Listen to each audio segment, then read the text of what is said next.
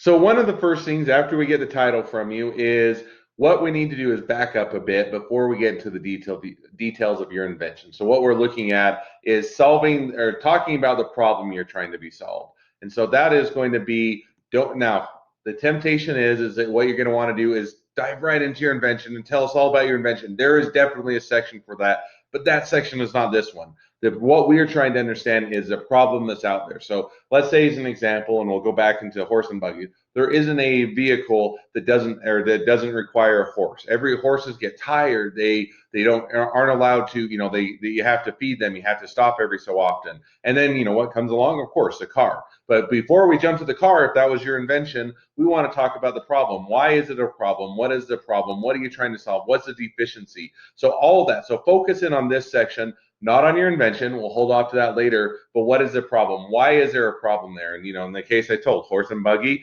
horses get tired. They don't have enough energy. You can only go so many miles a day. You have to stop. You have to have food. You have to have water. All of which are an issue because you don't, or you're trying to travel and you can only go so much or a certain distance a day, and you have to plan out your place much more carefully. It's not air conditioned or it's not heated, and so on and on. But those are the kind of problems. So what we really need here is before we dive into the details of your invention, if you can outline what is the problem, what is out there that isn't being done well, that isn't being done correctly, that isn't very efficient, that isn't it costs too much, or it doesn't work very well, or it just isn't out there and everybody has to deal with it.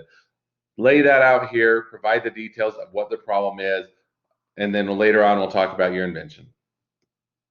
And as always, if you have any questions, if you need anything else, let us know. Any questions along the way, definitely happy to help. You can also, as I mentioned in the intro video, you can provide the details either in written form or you can upload a video when you're talking about the problem. Make sure to keep it focused on just the problem, but you either upload a video, give us written details, and we'll get going on it.